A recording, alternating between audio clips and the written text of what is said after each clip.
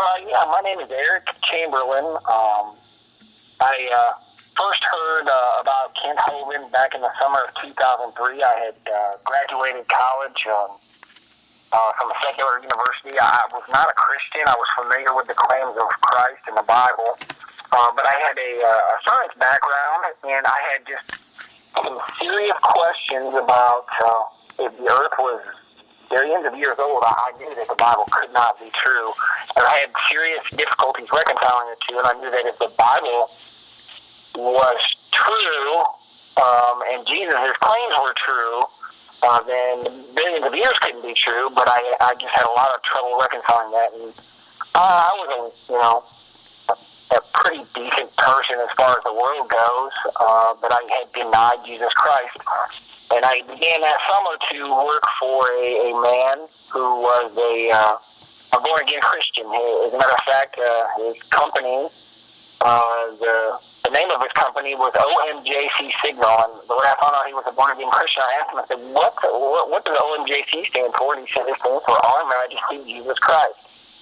And I knew he was a born-again Christian. We started chatting, and he started to confront me just straightforward about the earth being a young earth, meaning, only about 6,000 years old. And I had never met somebody that actually believed that and would come to me with scientific validity, valid scientific reasons.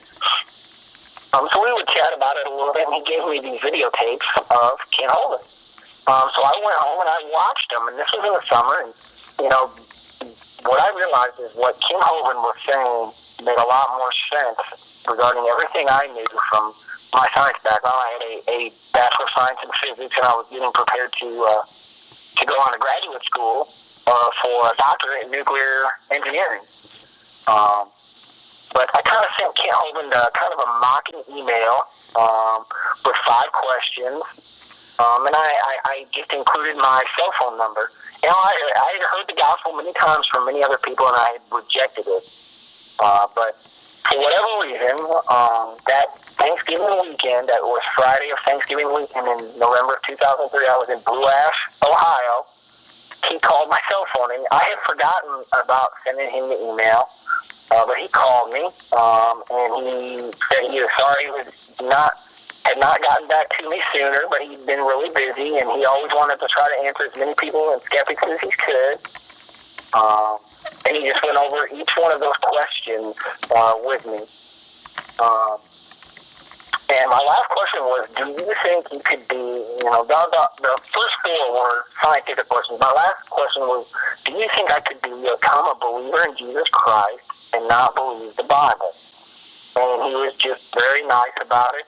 He said, Eric, I don't think people can believe in Jesus Christ and not believe in the Word of God, and that's the Bible. And I thanked him, and I hung up the phone, and I was in the basement of my wife's uncle's house in Blue Ash, Ohio, and I, right then and there, prayed to receive Jesus Christ, and it was like my entire mind was changed.